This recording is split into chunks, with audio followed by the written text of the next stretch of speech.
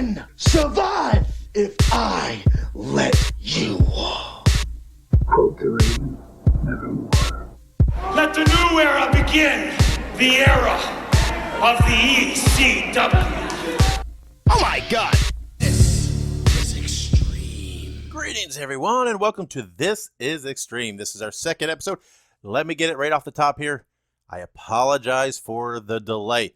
I put it out there. What I wanted to do for this second episode was discuss ECW, the video games. And because of my schedule and everything else, it just took me forever to schedule interviews for this. It's all on me. I apologize. Super delayed. But here we are, right? And, hey, if it's any consolation, here's what's happened. What I envisioned to be one episode on the video games has now become two. That's right. We are going to have two parts to this episode. And this is the first part being released today. And why, do you ask? Why is that? Because I have another interview lined up for the second part. But when I recorded this first interview for this one, it was so great. We talked so much. It was so cool. I thought, man, I'm just going to do this on its own, right? We're just going to do this in two parts because I think each interview stands on their own. And I don't want any, whatever. I don't want to over muddy the waters here. And I didn't want to put an episode out there that was like 2 hours, right? I'm not that kind of guy. I like to keep my podcast easily digestible, around an hour, somewhere in that 45 minutes to an hour 15 max range. I think that's the best time frame. So that's what I'm going to do. And anyway, the interview today is with the Extreme Gamer. If you probably know him on social media, he puts out great stuff. His name's Luke. We had a great interview, and that's coming up here in just a bit. Before we dive into that, hey, I want to give out a couple plugs to a couple of my fellow ECW podcasts out there. First of all, you've heard me talk about them before. Go check out Reliving the Extreme. Man, it's a great show. Nate, Aaron, Chad, they do a great show. Chad, also former ECW wrestler, do a great show. They do. It is a watch-through show where they're watching through all the episodes, and man, they're great. They're hilarious. Go check them out. Look them up at Reliving the Extreme. And then let me tell you about a new show that you want to check out called The Complete ECW Story. Go check those guys out. They just dropped their first episode, so you can get right in off the ground floor with them. But go look up both those on your favorite podcast platform and give them a subscribe. Excuse me, didn't mean to stutter over that. Go subscribe to both of those. Now, I got a lot of feedback on my first episode, and it was some good, some bad, right? The listens and the downloads were good on it. And in retrospect, I wasn't 100% happy with the format of that first episode, but I felt like it was kind of what I needed to do. And that's kind of the feedback I got from you guys, right? Some of you said, it was good, it was great, whatever. And some of you said, man, it's a little dry. It was just a lot of information, just kind of a read through that. I just didn't feel right. And I agree, right? But I felt like it was what I really needed to do for the first episode of this show, to talk about the birth of ECW and just lay that foundation, right? So I hope some of you stuck with me, because it's going to get better from here. And I'm telling you, you're going to love today's episode. Like I said, we've got interviews now and doing a lot more things that are more interactive, more fun, whatever you want, whatever you're entertaining, however you want to phrase it. So I'm glad you stuck with us, and make sure you help tell everybody, right? Share our post. Make sure you subscribe to us wherever you are and all that good stuff.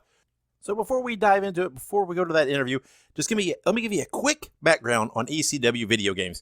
The first ECW video game was Hardcore Revolution. It was the first wrestling game to be based on ECW. It was the first professional wrestling video game to receive a mature rating. It was released by Acclaim Entertainment, and it was released for the Nintendo 64, the PlayStation, Game Boy Color, and Dreamcast. It was released on February 29th, 2000 in North America and March 17th, 2000 in Europe. Now, that was followed up by ECW Anarchy Rules. It was also released by Acclaim. It was released for PlayStation and Dreamcast. It was released for the PlayStation on August 15th, 2000 in North America and September 1st, 2000 in Europe. And then it was released for the Dreamcast on November 28th, 2000 in North America and February 9th, 2001 in Europe. So just in a nutshell, just so you have a little background, when we talk about ECW video games, there was the two games and when they were released. We're going to take a quick break. When we come back, we've got the first ever interview here on This is Extreme from Luke, better known as the Extreme Gamer. So stick around. Be sure to follow This is Extreme on all social media platforms. You can find us on Facebook, Instagram, and Twitter. Just search for ECW Pod. Be sure to follow us, keep up to date, and join in the discussions. We want to hear your feedback So find us on all the social media platforms and join the revolution. This is Extreme. All right, we're now joined by Luke, who you guys, you may or may not know him. If you follow him on social media, you will know him as the Extreme Gamer. He is an avid fan of the ECW video games and a even more avid collector. Luke, how are you? Hey, thanks for having me, man. I'm very good, very good. Thank you very much. Yeah, like I said, my exposure completely with you has been on your social media. Your social media is great. You share lots of cool stuff, lots of one of a kind stuff. But tell me about, when were you first exposed to ECW? Thank you, man. I appreciate it. My first exposure to ECW was when I used to watch WWF back in the day. I was introduced to it through an older brother of a best friend, which I dare say is probably quite a common story amongst wrestling fans. But introduced to the WWF, started watching around 99, say, and then picked up a VHS at a boot sale, which we know as here in the UK. You guys might know it more as a garage sale, but a bit more in the middle of a field, loads of people. Real strange concept if you think about it logically. My parents bought me a tape of King of the Ring '98. Now, looking back, that being the first tape I ever actually owned and got to watch in my own time, like the chances of that particular show, those particular matches, and off the back of that, my love of wrestling grew and grew, and then eventually found the Dudley Boys. Now, when I was on a holiday with my mum at one point, we popped into a secondhand video and music store, and I found an ECW tape. Didn't really think much of it. I'd never heard of the company before, but I did see the Dudley Boys on the match card on the back. So, oh, I know these dudes. I've not heard of this company before, but I'll check this out. Mum, can I have this? £3 or £4 later, get the tape home, watch it. So, wow, this is something else. This is different. This is pretty hardcore by comparison. I quite like this. The raw style of it all, the whole company, the presentation was just totally different to anything that I'd kind of absorbed before then when it came to wrestling. So any time I'd get the chance to go back to any of these secondhand video stores, I'd constantly be on the lookout. And from then the tape collection grew ever so slightly. I was never fortunate enough to have a big collection, but I then started to discover RVD, Jerry Lynn, Bam Bam Bigelow, Shane Douglas, Raven, Sandman, Dreamer, like just over time starting to discover and fall in love with more and more of these guys that my exposure to before then had been absolutely zero. So that was where I was very first introduced to ECW, and it was an almost immediate light bulb moment of, wow, I love this, man. This is sick. Yeah. So by the time you were exposed, was the TNN show already on? Did you get that in the UK, or did you get the hardcore TV show in the? I mean, did you discover any of that and find any of that? There was TV in the UK. I never had Sky TV as a kid. We were just to begin with channels 1, 2, 3, and 4, and then as I grew a little bit older, Channel 5, man, just really blowing the doors open. Some of my friends had Sky, so they did have the satellite TV. So if I was lucky enough to, I think I remember one pay-per-view we actually got to watch, me and my best buddy at the time. I want to say it was Unforgiven 2000. Only that I can picture the poster for that, and for some reason I think it was that event. But those guys were never really into ECW. They'd never heard of it. Obviously, by that point, we're still, geez, it would have been 9 years old. So when you're trying to introduce your 9-year-old friends, check out this other company. No, it's not got Steve Austin. I don't want to watch it. All right, fine. I'll keep the hardcore stuff to myself then. That's fine. So we did get a whole lot of the TV stuff this side, mostly just because I didn't have access to it, and the friends of mine that could potentially have seen it just weren't interested.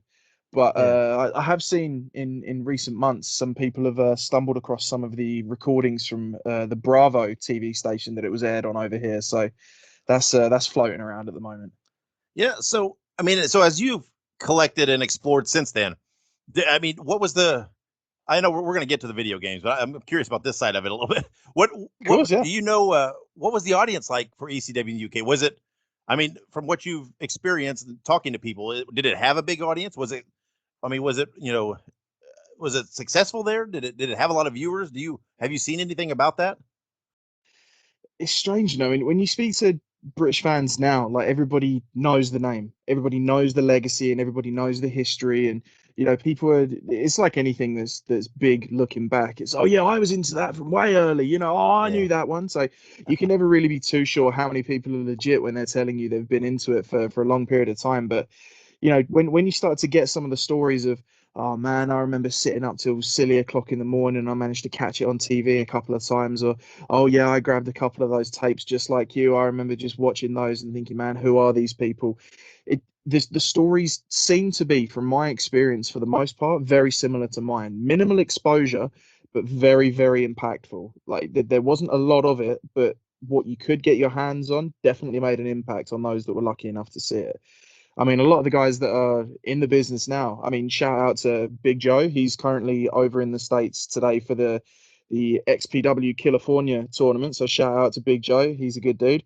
Chatting to him about some of his experience with, you know, enjoying wrestling back in the day. You know, he was into it at the time. He got to watch it, and then you get into the tape trader circles and you start to experience that side of things. But where he had that, I didn't even have the fortune of being able to get into the tape trading scene. It was very much retail tapes bought secondhand because the market had already been and gone by that point. And as I say, this is 2000 by now, 2001 by the time I'm actually eventually getting into ECW. Funnily enough, just before the invasion started was when I really fell in love with ECW. So yeah, that was really it. From what I can tell, most people, it was very much dribs and drabs, just little bits here and there. No real set in stone concrete way to consume the product.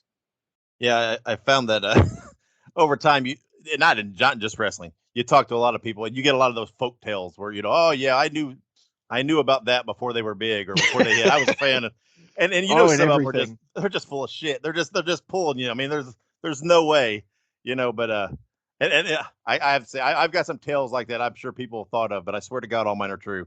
So I don't No, I don't exactly. Sometimes it can become a bit of it feels like an almost a one-upsmanship where the person who's trying to feed you the line is like, oh, damn, your story's cooler than mine now. Yeah, well, I knew this guy personally before he made it Yeah. big. Like, oh, okay, sure you did. Sure. Of course Yeah. you did. So Old family friend. Yeah. cousin of a cousin. Yeah. Yeah. So yeah. So hey, you're a collector of lots of wrestling stuff, and it's you post a lot up on your social medias. But what we're going to talk about now is related to the ECW video games. So you when you got into it, the video games then, the first one, the Hardcore Revolution, it came out. I mean, not long after you discovered ECW, then, right? I mean, roughly the same time. When did you notice the video game? When did you see that? Oh hell, what I'm watching here's a game.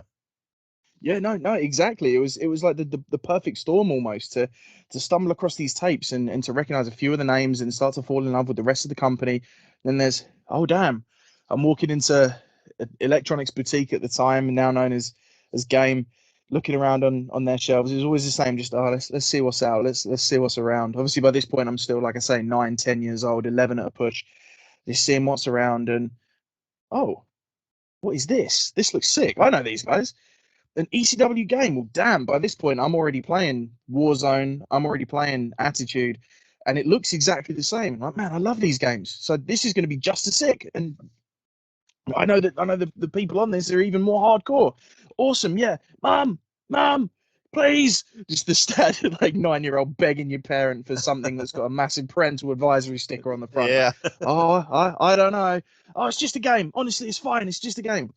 Now, I'm quite lucky in as much as my mum was quite liberal with video games, and you know, one of the first games I had, I was playing the original GTA from like 8 or 9 years old, so similar Yeah. kind of time, and yeah, I can only be eternally grateful for that. And you know, when you look at the packaging, as you know, Van Damme's hitting that kick on the back of Jerry Lynn's head with a chair. Okay, Yeah. not too brutal, not too bloody. And then you look on the back. Oh, they're just posing. There's no blood. It's not too nasty. Like, this is on the back of Hardcore Revolution, obviously, to start with. Yeah. Real gutter mouth crowd chants and commentary from ECW's Joey Styles. Well, it's nothing Luke's not heard before at home with his dad. That's fine. Over 40 hardcore ECW stars. Well, I've not heard of these guys. They've not been in the news, so that's fine. I'm sure it can't be that terrible. Then there's me just sitting in my bedroom playing it, going over the some of the more hardcore modes, is absolutely dripping with blood. Thankfully, I don't think she ever thought too much of it. It's just, I just leave Luke and his games to it. But yeah, perfect time, perfect storm. the fact that it was very similar to the games that I was already playing up until that point. I never had the good fortune of having the newest games or anything like that. So it wasn't like I'd had the chance to play SmackDown or anything like that by the time I got my hands on the games. I then got these. It's like, oh, cool, yeah, this is just like the others. So no, works out really nicely. Yeah. So whenever you got to play some of those newer games, how quick did it strike you that maybe Hardcore Revolution wasn't quite as great as what it seemed to you? Because I mean, I know a lot of people have love-hate relationships, right? I mean, but there's a lot of nostalgia there. But I mean, if we call a spade, the game itself's not the greatest, right? Mate, one of my favorite phrases when it comes to the ECW games, and I've seen a couple of people quote it since, the ECW games are the video game equivalent of a face only a mother could love. Yeah. So, like, I love these games because of who is in them, Yep. what the games are, and the fact that they are really, if you think about it, they are all we got when it came to ECW games. Yep. So yeah, by all means, that the rose tinted glasses are in full effect. Those lenses are thick on these rose tinted glasses. Yeah. But it's all we got. So if you want to play a proper legitimate ECW game and you don't just want to play SmackDown versus Raw versus ECW, which for the record I've never actually played, so I can't shit on it too hard. I've never actually played it. But if you want to play a proper legit ECW game, these are all we had. And I mean, to be fair, like I say, I didn't get hands on SmackDown till a little bit later down the line. So as far as all I knew at the time, everything was very similar. Everything was on the same plateau. Warzone, Attitude, Hardcore Revolution, all very similar. This is wrestling games for all I knew at that point. Obviously, you've got your throwbacks like your old NES and SNES wrestling games, but yeah, these were still very futuristic by this point. And how now I could throw people into barbed wire, so this is still the future. Yeah. I mean, well, yeah. I mean, that all was unique, though. I mean, you can knock the game all you want, but other games didn't have the blood and didn't have the hardcore stuff. And Exactly. Joey Styles was great in it. I mean, I think he's great. And so when did you really dive into the collecting side? When did you? I mean, was it the nostalgia that brought you into it later, or was it almost from the get go you were trying to snatch up anything you could see, or how did that happen? When it comes to the wrestling games, that was much more of a later thing. The wrestling collection was much more of a later thing. I was a big wrestling fan around those real early ages during the peak Attitude Era years. I kind of fell off about 2003, 2004. The last big kind of pay-per-view build up and everything I really remember being super keen on was WrestleMania 20. So by that point, I'm still a pretty big fan, but after that, things died out pretty quick. Yeah. So by that point, my interest in wrestling had pretty much stopped. There was no new video games, no new tapes. I mean, the last game, well, my memory of the timeline of it all might be pretty shot at this point, but the last game I had was the last one I brought when it was still all current and everything was Here Comes the Pain for the PS2. And then a bit further down the line, I know a couple of names on this. It's in WrestleMania 20. I know a few of the names on it. Was then SmackDown versus Raw. Yeah. I don't think I ever got any of the ones after the first SmackDown versus Raw. But with the rest of the collecting, everything after that kind of died a death. I didn't get anything else. There was nothing else to really add to it. But I was always a hoarder. My mum and dad always told me, "Oh, you're such a hoarder. You keep too much. Oh, get rid of some of your old toys. Get rid of some of these old games." No, I don't want to. They're all mine. I love them all dearly. I love them all just as much as I did the day I got them. So I never actually got rid of anything. As I got older, you get your full-time jobs. You start getting a decent income. You start getting a bit of disposable income. You start getting your hobbies, the things that you're into. I play guitar. Well, I can't keep buying new guitars. That's way too expensive. Start doing a few other things. Okay, this is all quite costly now. I eventually kind of fell back into love with wrestling again through WWE. Me and my partner were offered some tickets to go and see SmackDown in London, and just the atmosphere of it all got me again. I was like, man, I've actually really quite missed this. Kane and Big Show were on the show, so seeing that entrance for the first time was fantastic. And I was like, you know what, I might catch up on what's going on these days. I'll catch up with the current products. And from there, went on to rewatching some of my old tapes, replaying some of the old games. I've still got some of my old DVDs. I've still got some of my old tapes. So I wonder if I buy a couple more, and then it all starts to snowball. And then before long, just getting a couple to relive the nostalgia becomes oh, I've got quite a few now. This is a good collection. Let's see if I can collect all of a certain year.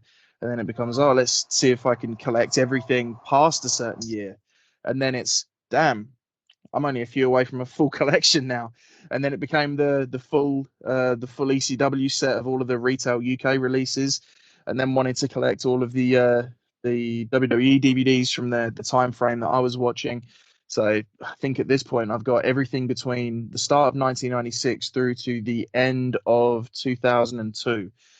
And yeah, that then spilled over into the video games, wanting to get a few extras. Again, just focus mainly on the ECW games. With any video game collector, with anybody who's super serious about a particular series or a particular title, it's not just cool. I own that game. I love that game. It's then, okay, what other variants were there? What other variations were there? What different packaging was there? Were there promotional copies? I found a love for X Rental PlayStation 1 games with the clamshell cases. I've got a small collection of those now as well. And then it's finding the promotional only copies of the games that were sent out for review or to use in stores, sealed copies of the games. Man, that one does start to get into the realms of guitar prices. So I'm not necessarily too much better off when it comes to some of those. But yeah, it just snowballed and snowballed over several years, and now I find myself in a position where I'm able to sit back and look at it on my shelves and feel a sense of pride. When we were messaging, you showed me and talked to me about some of the renders and reference pictures that you have, and they're like really, really fascinating. So tell for everybody that's listening, tell us about those and how you came to get them and the backstory on them a little bit. Yeah, man. So that's the crazy thing. When Acclaim went bust, the developer of the game, they sold up all of their assets. And from what I can find, at one time they sold off literally a couple of crates and crates of various different bits, and a couple of crates contained some old hard drives, whether it be external drives or internal drives. I don't really know the specifics of that bit, but the person that was fortunate enough to pick those up managed to back them all up and open them up, take a look and see everything that was inside. Now, there was assets for the ECW games. There was a couple of bits on there for WWF Attitude, some on there for Turok, some bits on there for several different games. Revolt, remote control car, like an RC car game from back in the day as well. There was a lot of stuff on there that was really quite cool. But obviously, the main thing that really interested me was the ECW parts. Now, as for how they can be brought to my attention, they were initially shown off by another guy on the scene, the Extreme Collector, another guy with an incredible profile, lots and lots of followers on that one. Be sure to the listeners to check him out if they haven't done so already as well. And he posted a couple of bits off that. I was like, damn, where's he gotten these from? He, as anyone does in the scene, anytime anybody catches anything that know other people will be interested in, you dangle the bait a little bit, like, look what I've got. Yeah. And so he sent me a high res version of I think it was the Hardcore Revolution logo. Like, shit, dude, where did you get these from? Little birdie, he's been quite secretive about the info, which I totally get. I'm cool with that. Everybody likes to keep their sources close to their chest, so you can. There's a sense of pride to be had in all of this. And so when he was posting that, I did a bit of research, and another guy that I was chatting with did some research, and we managed to find someone on Twitter who had posted, I think it was RVD's renders from, or at least some photos from one of the photo shoots. And that was posted before any of us had really seen it or posted any of it. So I reached out. I was like, hey, dude, I've seen you posted these. Where did you get this from? And chatted away to him for a little while. He's a really good dude as well. And he said, yeah, I'll let you in on a little secret as to where you found them. Now, I'm not going to reveal the secret location of these for now on this pod, I'm afraid. Main reason being, I get messages, and anybody else who has access to these files gets messages on a regular basis from the creator wrestler communities that play a lot of the WWE games, which I understand these are an absolute gold mine for people wanting to make these.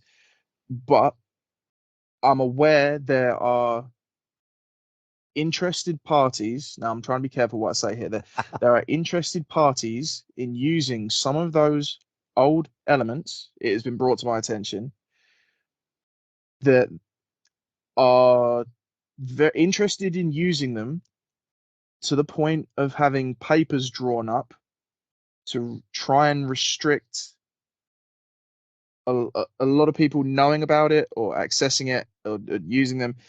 And basically, these communities getting their hands on all of this stuff would completely put pay to this particular company wanting to use these renders. Now, obviously, at this point, I already don't know if I've said too much or how much of a hornet's nest this is going to shake up. But for anybody who does listen, who's interested in getting these renders, don't come knocking. I literally can't tell you where they are. I was fortunate enough to find it all. Maybe I've laid out enough breadcrumbs for people to do their research and find it for themselves. But I can say this for sure. They are out there in the public domain. If they are not that hard to find. It baffled me when I was told where to find them. I was like, shit, that's genius. Like they're right there. But it's that age-old thing. It's knowing what terms to look for and what places to uncover a treasure trove of this old information.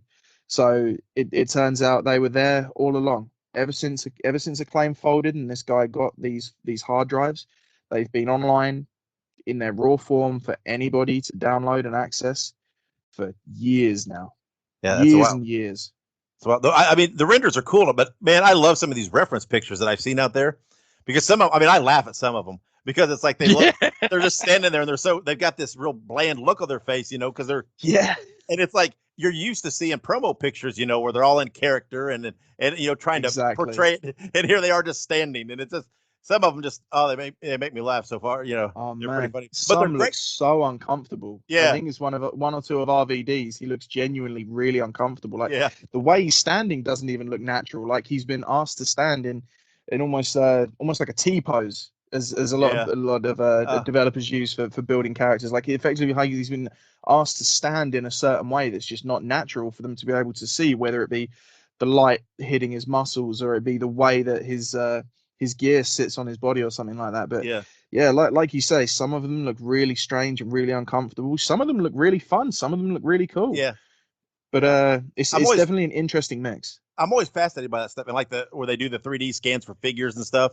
And I'm on a side. I'm a huge Motorhead fan, right? And I heard an interview one time with Lemmy where they scanned him for like a statue thing they did for him, and he was trying to get an explanation exactly what it was. He's like, "What are we doing here?" And they're like, "Oh, this is for your action figure." And he says, "Oh." He's like, are you going to put a dick on it? And they're like, no. And he goes, well, this is not going to get much action, then, is it? And I'm like, man, that's the most Lemmy thing in the world to say. And I'm like, absolutely.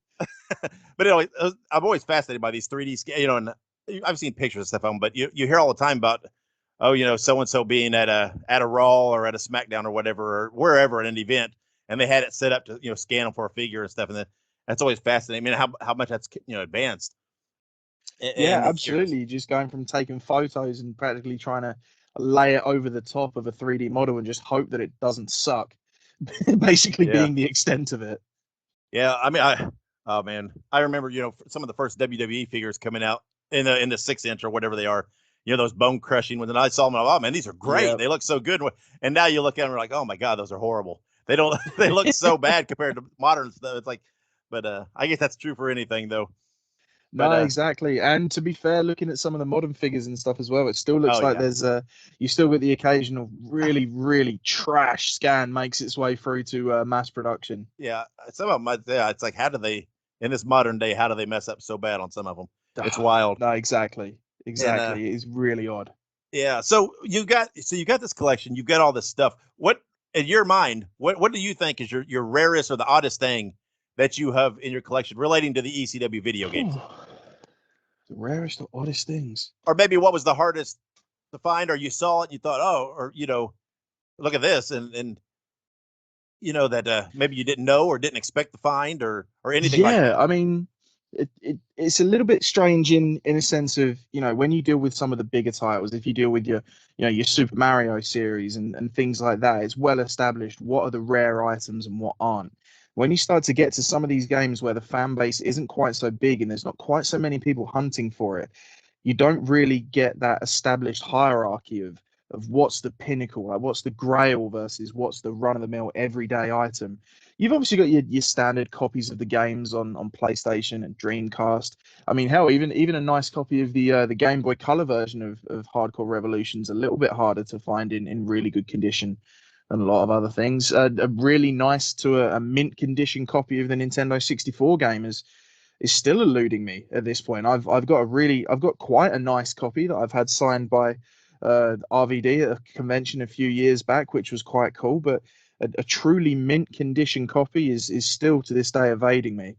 I've had a guy on my radar for about a year now who's still stringing me along, but you've got to play up in these cases to keep them sweet. Of, hey, dude, yep, I'm still here. I'm still very interested. Please don't pull my pants down on the price when you decide what you want for it. But yeah, I'm still totally here. But some of the things you wouldn't even really expect to be as rare as they are, like say for example the video game the strategy guide for Anarchy Rules. I've never seen a really nice condition copy of that. The nicest one I've ever found, and the one I own currently, has chunks missing out the front of the cover from where stickers have been on it, quite a bit of spine damage from where it's been used quite well. Strangely, my Hardcore Revolution strategy guide and pocket guide are in really nice condition. They're really, really good. But for some reason, Anarchy Rules just doesn't seem to be as readily available anywhere. As for some of the others, you've got the Hardcore Revolution promotional VHS tape. There was a while where, those sealed popped up semi-frequently, but I've not seen one of those for quite a few months now. I don't know if I'm just not looking in the right places anymore, or perhaps now I've got this stuff, I'm not looking quite so hard, so I'm not finding it. But yeah, that one's disappeared pretty bad. The promotional only copies of Hardcore Revolution for the Dreamcast was quite difficult to get hold of. The promotional only copies for any of this stuff can be quite difficult. The PlayStation ones seem to have been coming up a bit more frequently, but the Dreamcast version of Hardcore Revolution was a nightmare to find. But even then, it depends on the market. A lot of the stuff that may be easier to find in the UK is a nightmare to find in the US and vice versa. Obviously, given the region differences between the games, what I would be searching for in a sealed copy, black label copy of Hardcore Revolution here is, you get a few copies, none that are to an exacting standard, none that are absolutely incredible, must have, that are really mint, no cracks, no tears in the cellophane or anything like that. But then my knowledge of how rare that might be on your side of the pond, I couldn't tell you. I don't know how rare it is there. But for me, the bits that are in my collection, the bits that I truly hold up as being some of the rarest and some of the bits that I enjoy the most are some of the simplest.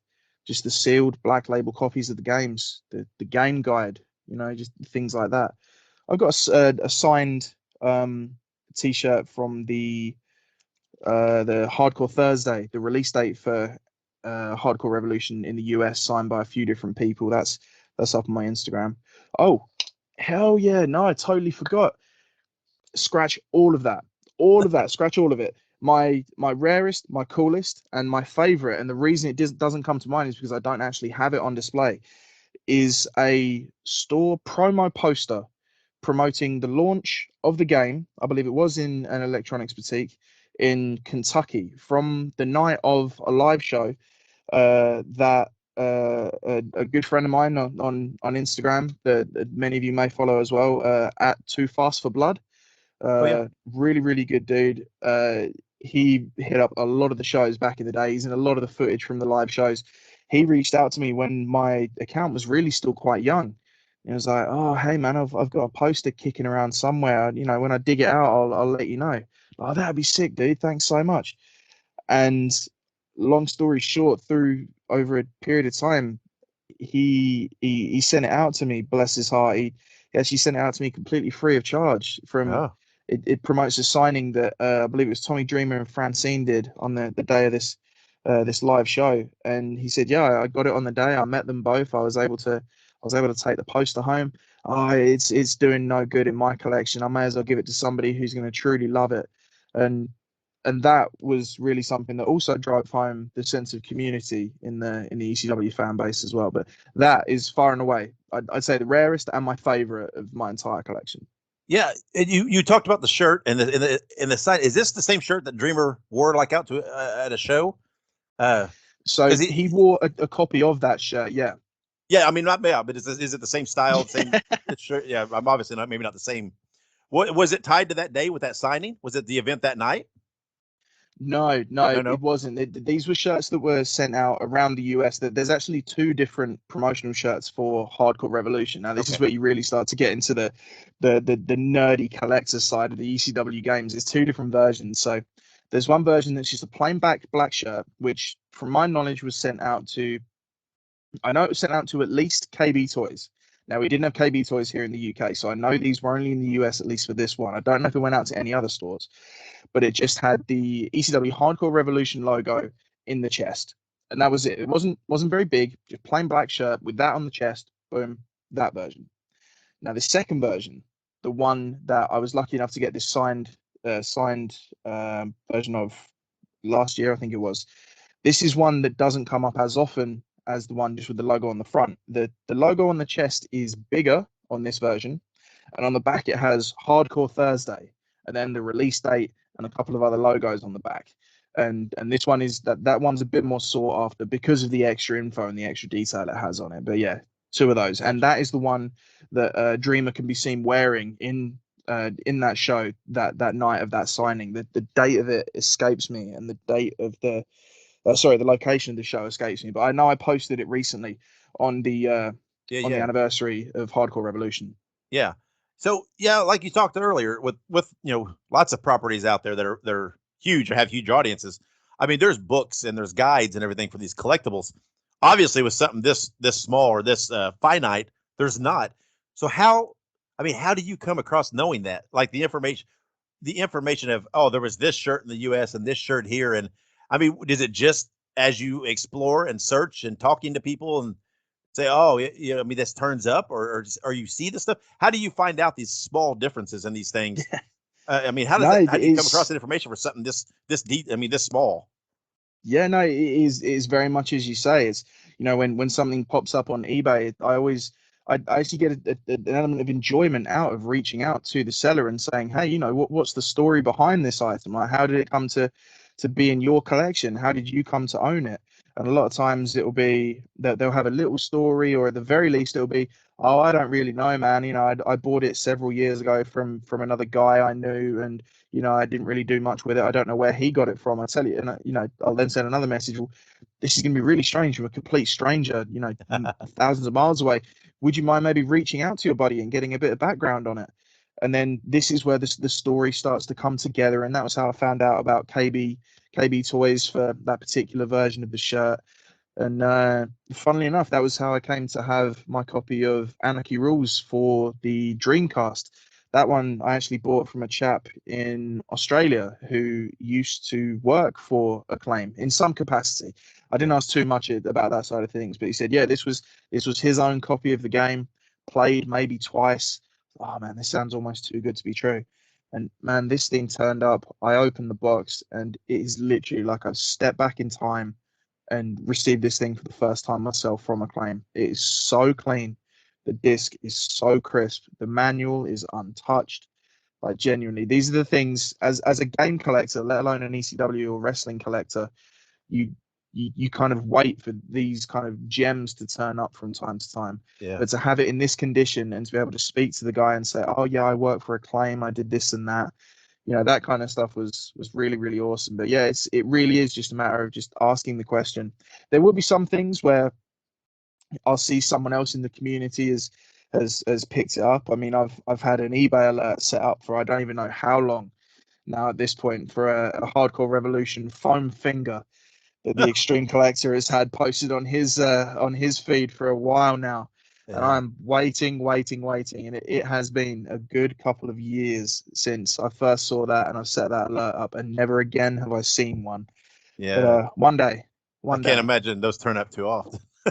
No, I shouldn't think so. And Yeah. sitting in people's garages or sitting in people's lofts or under beds and in cupboards, like the state that some of them might turn up in, things that might be covered in just being a foam finger. But yeah, to find a nice one, I think is going to be like hen's teeth at this point, seeing as finding one full stop has been quite so difficult.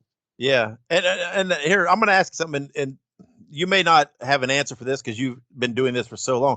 But as you've looked for stuff and talked to people, is there anything that you've heard about, like maybe a rumor or whatever, but you've never confirmed, something that's out there that you're always keeping your eye on, but you've never seen a confirmation that this even exists, just a rumor? Or at this stage of the game, have you worked past all that? No, that is a good question. I mean, for the most part, with all of this stuff, once something is discovered, whether it be rumor or somebody has hands on it for the first time, it tends to come to light and immediately catch fire, and everybody knows about it pretty quick. Whether it be the first person that found it, is feeling super stoked and just really wants the pride of saying, "Hey, everybody, look what I've got," or it would just be the hushed whispers of, "Hey, don't say anything, but I found this out. I'm currently working a deal to get my hands on it." Oh shit, really? Yeah. Oh, now I've got to try and find me one of those as well. Like it is very much that. But I can't really think of anything off the top of my head that is, I've never seen confirmed, or anything that I've heard necessarily whispers of that hasn't come true. I mean, there's bound to be things that some of the workers will have had potentially from the time around the games. A lot of them seem to have said their extent of time with the games was nothing more than those reference photo shoots. That's really the extent of it all. They turned up, they took some photos. Hey, thanks, see you later. That was it. Some of the guys did some motion capture. A couple of the guys did perform at one of the E3 Electronics Entertainment Expos back in the day. They Acclaim had a ring set up in their actual little area, so they had a few guys wrestling over the course of the weekend. I was lucky enough to speak to Roadkill about that a couple of years ago, and he sent me these ridiculous photos. I don't know if you've seen them, of a few of the guys working those shows that weekend, and the Olsen twins, Oh, Ashley and no, Mary no. Jane Olsen. Oh, no, I don't. They were at the booth? Yeah, so I'm assuming the girls were there promoting one of their games. I know they had a couple of games back in the day as well when their TV show was doing quite well. Yeah. And just strangely, if memory serves correct, I want to say there was Roadkill, Doring, Chetty. I can't remember if there was anybody else in these particular photos anyway, posing with Mary Kate and Ashley. They had to have thought, what the hell is this? Who are these guys? I can't. That is the most odd couple group of. That's it. There was another one as well where they met Ice-T. Ice-T was also at this show, and they had a photo taken with him. Now, again, I haven't seen these photos in a little while. I want to say Ice-T's eating a sandwich, and the ECW guys just walked up like, "Hey man, I'm really sorry. Could I get a photo?" Poor dude's probably just turn around like, "Yeah, sure, man. Just let me finish my bite, and I'll be right with you." It's crazy that the universes that would have collided over the course of that weekend. Yeah, exactly. These are just the strangest things. Well, we say that, and then WrestleMania 2000, Ice-T walks out the Godfather and D'Lo Brown. That's true. Yeah, oh man, the Olsen twins. I guess my knowledge, I didn't even know they had video games for the Olsen twins. I'm not even that. You have more knowledge on the Olsens than I do, but that's about the extent of it. But here's a question that will really blow your mind. If the concept of it blows your mind enough. Now, here's a question that could be akin to, if a tree falls in the woods, does it make a sound? Yeah. The Olsen twins walk up to a bunch of ECW guys. Who asks who for the photo? Well, who's having a photo with who? Are the ECW guys having a photo with the Olsen twins, or are the Olsen twins having a photo with the ECW guys? I would think it would be the ECW guys asking, but I mean, I guess you could never know. I don't know. The Olsens don't strike me as the ECW fan kind, but hey, who knows? Who knows? There may be other photos that follow those up with the two guys throwing up the New Jack X's. We're never going to know at this point. I don't think. I mean, oh man, I'm shooting a blank now on the actress and her husband that kept going to the PWG shows in California and kept putting up pictures of them, like right there in the mob front row, like that Joe Menja, what's his name from True Blood? That guy and his wife. I can't remember what her name is. No, that's escaping me, that one as well. She's a big actress. But anyway, I mean, you would have never thought they were wrestling fans, much less, be into something like, PWG and be there in that mob and that crowd just right there at ringside. No, exactly. So it's pretty wild. And wrestling's coming a long way, man. When I was young, it's, you barely admitted you liked it, and now it's like, it's so mainstream. It blows my mind sometimes. Oh, So, it's also cyclical. Like it'll go through phases where it's so mainstream and it appeals to, dudes in their 20s and 30s for that brief period of time, and then it all disappears again. Funnily enough, I saw an Instagram reel earlier today of a guy walking into his friend's room. And it's, oh, what are you watching? Wrestling. Oh, you're watching two oily, grown-ass men throwing each other around and fighting? Yeah. Oh, who's fighting? It goes from just wanting to rinse it to so many people have that relationship of, man, I used to really like that. If you get somebody talking about The Rock, Austin, the Hardys, the Dudleys, Edge and Christian, you get somebody on those themes who used to watch it, like that smile is instantaneous, and they're taken back, and suddenly the judgment is totally gone, and people are just back to that passion that they had when they were a kid. And even if it was just when they were a kid, there's still that connection where suddenly they're just reminded of, damn, that was actually a really good time. I wonder what is going on right now. Yeah. And with WrestleMania just gone, talking to some of my friends, like, oh yeah, WrestleMania was last weekend. Oh man, I haven't watched wrestling in years. That sucks. That's lame. I was like, oh yeah, well they had Stone Cold was back in the ring again. Really, Steve Austin? Oh man, I used to love that dude. The Texas Rattlesnake, right? Breaking glass. Yeah, same dude. And I tell you, I'm a little older and been watching for a long time and talked to a lot of people. I'll tell you, almost everybody you'll encounter has a wrestling story in some way or shape or form. Sometime in their life, wrestling has entered it, whether it be them, someone they know. Everybody seems to have some form of a wrestling story in their life. I believe it. Even my partner, she'd never watched wrestling in her life. I mean, she only really got introduced to it properly when she started seeing the mountains and stacks of DVDs and stuff I've got. But even she had a story of, yeah, my two brothers weren't allowed to watch wrestling or Power Rangers or any of that stuff when I was little. But then one time they decided they wanted to have a wrestling match on my parents' bed, and I was the referee. As soon as one threw the other and it broke the bed, I went running out of the room. Mom. Yeah, that's Guess what what I've done. My dad, man, all my childhood, was, oh, why are you watching that stuff? That's fake. That's horrible. And then it's just all of a sudden he's like, yeah, that stuff's not been real since when I used to go to the fairgrounds and watch Dick the Bruiser. Like, what are you talking about, man? You seriously. And then come to find out that was fake too. No, it wasn't. No way. Yeah, but come to find out, he didn't miss shows. He was just pretty much as rabid as I was, just a different era. I'm like, that's how it all is, though. Every era, it's like they think the next era is, oh, that's horrible. I'm like, so true. There'll be kids watching now that will grow up and say a decade or so from now they'll watch back and say, oh man, it was so much better when I was younger. It was so much better when AEW had just started. Yeah.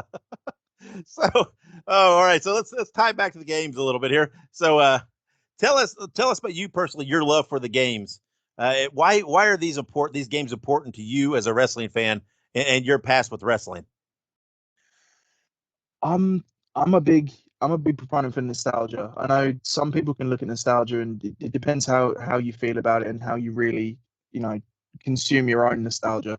Some people will feel it's like being stuck in place and you never really kind of progress and move forward in your life. For some people, it's a safe space. It's a way to, kind of throw yourself back to a happier time in life.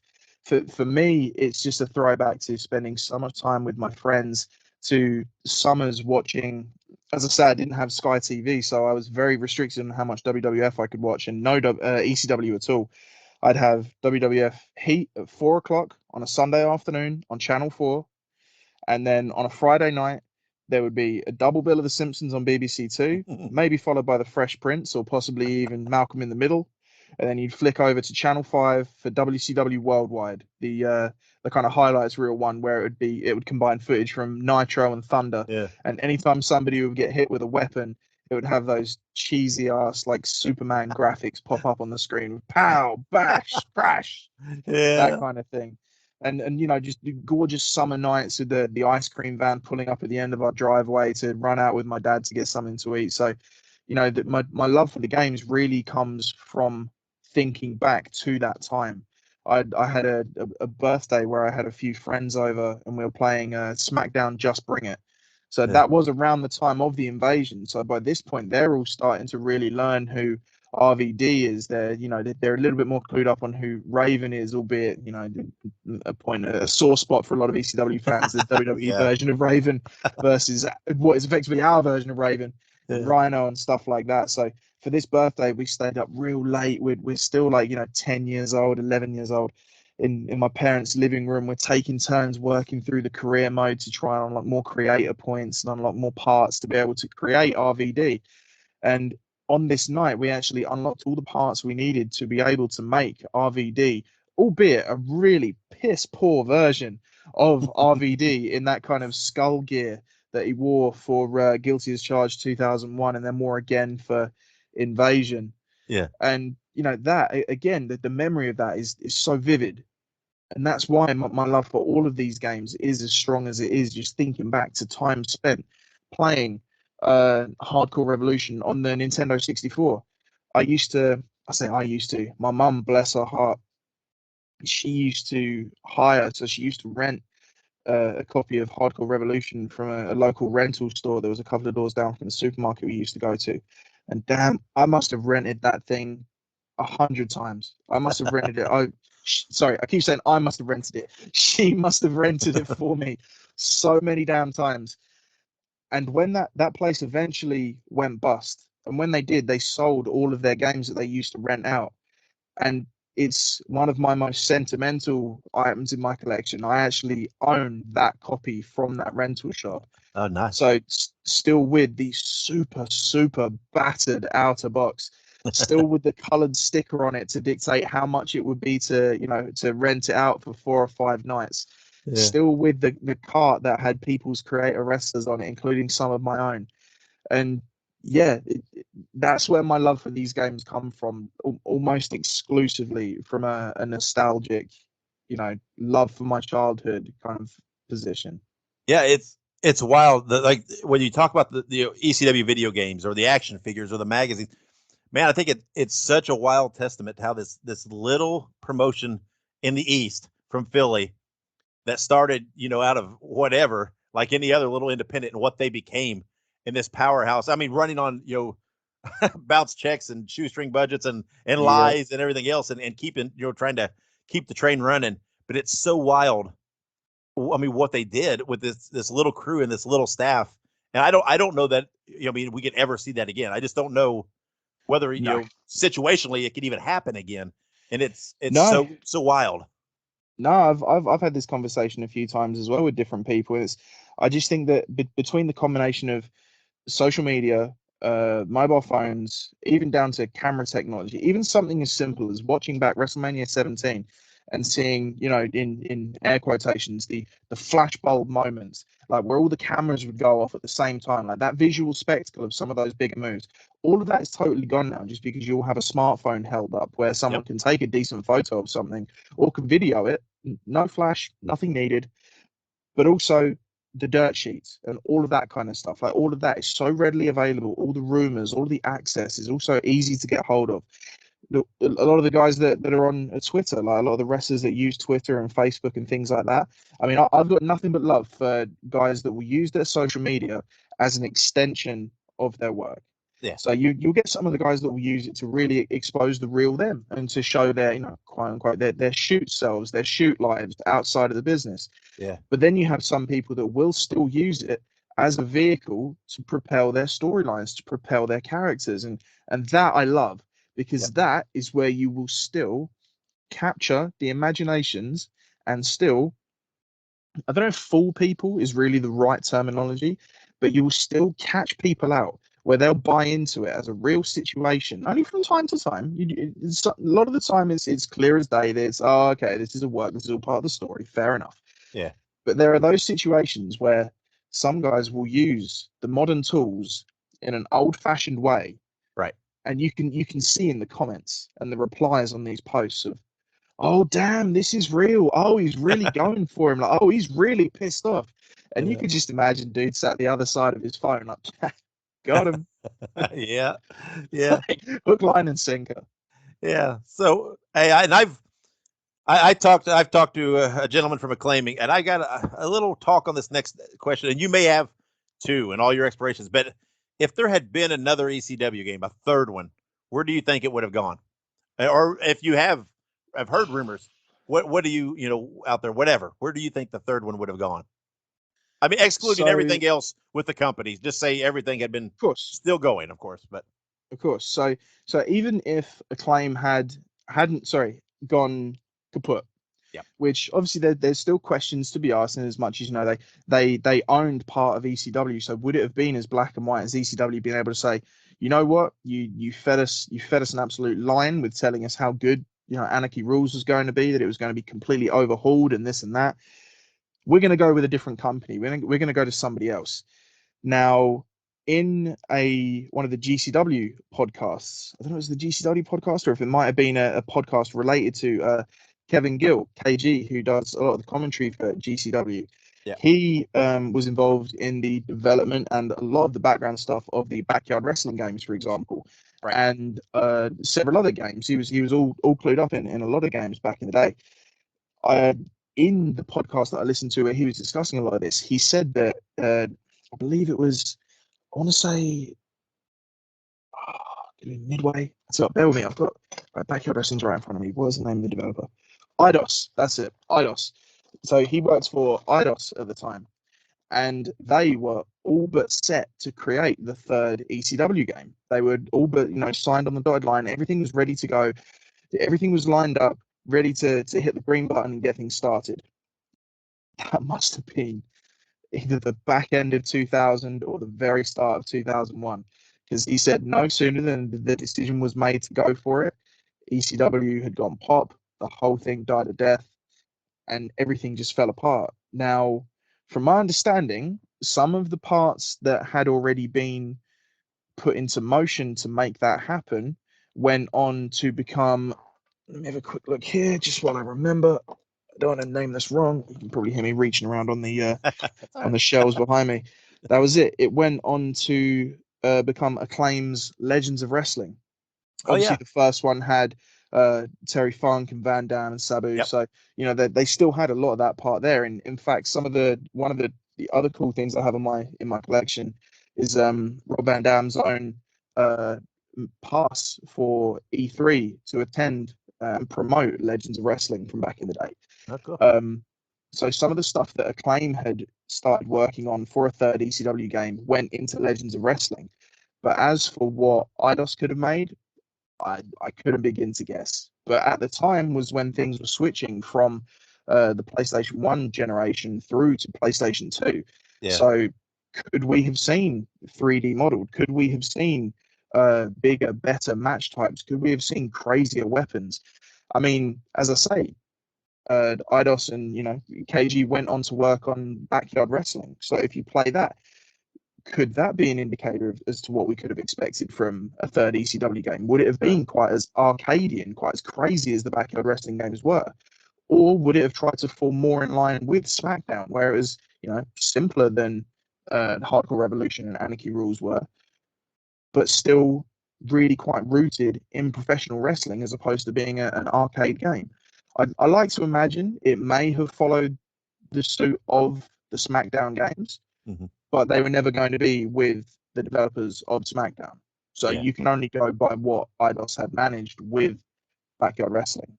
So I like to imagine one thing. I could probably hazard a guess what it might have been. Who's to say it wouldn't have been another absolute car crash? Yeah. But, it's all guesswork at this point. Yeah. Oh, it's crazy. Paulie lying and leading people on right to the end there. What he just even the game. Surely not. Love Surely Paulie. not. I love Paulie, but of course I've not done business with him. I guess so. I mean, but I guess a lot of us that still say he's a good dude and it can't be that bad are not the ones still hanging on to the bounce checks. Yeah, probably not. Oh, well, hey, but Luke, thanks for coming on. Before we get out of here, though, make sure to tell everybody where can they find you on social media, because they're going to want to follow you and see some of the cool stuff that you're posting. Of course, no, and first of all, before I get into that, thank you so much for having me. I really appreciate it. This is the first podcast I've been fortunate enough to be a part of. I've Cool. really enjoyed chatting with you in the run up, and I've really appreciated chatting to you today. It's been a lot of fun. But yeah, to be able to find me, mainly I'm on Instagram at The Extreme Gamer. You can find me on Facebook as well. I have a Facebook page there. Really, that's about it. I don't tend to use Twitter a great deal. I use it for complaining to to various things when things go sideways. So maybe just stick to Instagram and Facebook for now. I appreciate any and all love that comes my way. I appreciate a good debate over how things are going in wrestling today or how things were back in the day. I'm a massive fan of the invasion angle, so I'm used to getting it absolutely piled on me for sticking up for that. So Yeah. bring it on. Tell me why the invasion sucked, and I'll tell you why you're wrong. Well, there you have it. I'll put a link. I'll put a link in the show notes to his Twitter and his Facebook, and everybody jump on and talk invasion with Luke. Support This Is Extreme and buy the This Is Extreme shirt. Show the world that you are part of the revolution and that you support our podcast and the history of ECW. Go to tinyurl.com/ECW pod shirt and buy yours today. This is Extreme. And there you have it. Thank you to Luke, the Extreme Gamer, for coming on doing that interview. That was a great interview, man. I loved doing it. I had so much fun. I know you had a blast listening to it. It's so cool to look into that side of something like this, like talking about the ECW video games, to look at that collector side. And someone who's a huge fan and very passionate about something, it's always fascinating to talk to them about their journey into building their collection. Here in a couple weeks, we will have part 2. I'm not going to announce my guest for that just yet. I'm kind of superstitious in that way. I don't like to say anything till I'm sure the interview is in the bag. I'm afraid, it's going to mess up everything, man, all that karma and mojo out there. But we will have, if all things go well with the interview, we will have a part 2 about the video games coming up for you in a couple weeks. So make sure you share, tell all your friends to listen to This Is Extreme. And just remember, wherever you go and whatever you do, always remember, be good, be safe, and always keep it extreme.